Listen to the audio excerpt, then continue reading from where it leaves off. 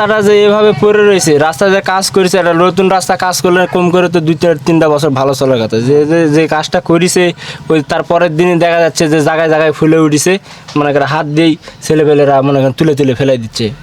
রাস্তা তো এরকমভাবে করলো না তো।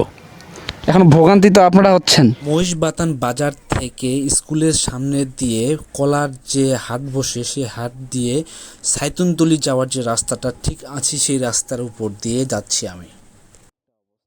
1 থেকে 1.5 বছর আগে এই রাস্তার কাজ হয়, সম্পূর্ণ নতুনভাবে এই রাস্তার কাজ করা হয়।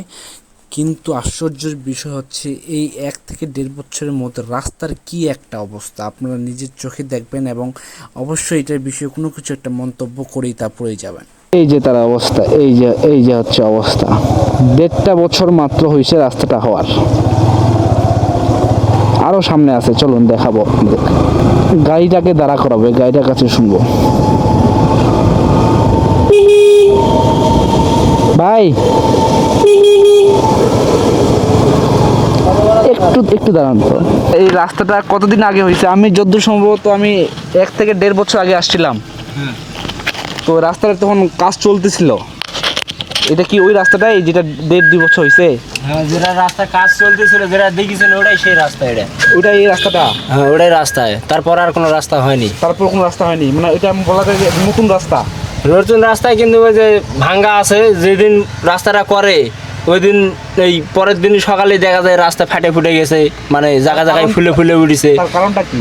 এখন রাস্তার কাজ হয়তো ভালো হয়নি, যার কারণে এই অবস্থা যে হয়েছে, এটা একটা নতুন রাস্তা, নতুন রাস্তায় এই অবস্থা হয়েছে। এটার জন্যে গ্রামবাসী কি কিছু বলছে না কাকু কিছু বলছিল কখনো? গ্রামবাসী এখন কাক কি বলিছে জানি না, তবে রাস্তাটা যে এভাবে পড়ে রয়েছে, রাস্তা যে কাজ করেছে, একটা নতুন রাস্তা কাজ করলে কম করে তো 2-3টা বছর ভালো চলার কথা। যে যে যে কাজটা করেছে ওই তার পরের দিনই দেখা যাচ্ছে যে জায়গায় জায়গায় ফুলে উঠেছে, মনে করে হাত দিয়েই ছেলেপেলেরা মনে করেন তুলে তুলে ফেলাই দিচ্ছে। ওই যে রাস্তার সামনে ওই জায়গায় দেখেন কতখানি রাস্তা তুলে তুলে পেজ ফেলে দিছে, কবর ছাড়া ওই জায়গায় রাস্তা পিচ তুলে তুলে ফেলে দিছে। ওইভাবে এখন উঠানায় আছে রাস্তা, আর কোনো কাজ হয়নি। পরে আসে যে রং দিয়ে গেছে, ওইভাবে ফুটিং টুটিংও হয়নি, রাস্তাটা নতুন করে আর কোনো কাজও হয়নি। আপনার বাসা এখানেই?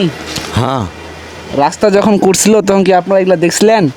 দেখি যে আমি নিজেও বলেছি, ওই যখন সামনে কবরস্থানের এখানে আসে তখন আমিও বললাম যে এরকম ব্যাপার, রাস্তাটা না ভালো করে করেন। রাস্তা তো এরকমভাবে করলো না তো। এখন ভোগান্তি তো আপনারা হচ্ছেন।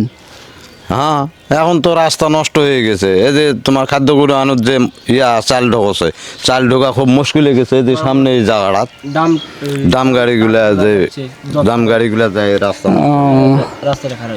আর এই যেমন গাড়িটা গেল, হ্যাঁ, কি সিরে আছে গাড়িটা গেল, এখন একটা গাড়ি আছে, তাও বললাম যে সাইড কারো যে জঙ্গলগুলো আছে আগাছাগুলা এগুলো সব পরিষ্কার করে দাও, তাও দিল না। এই হচ্ছে অবস্থা।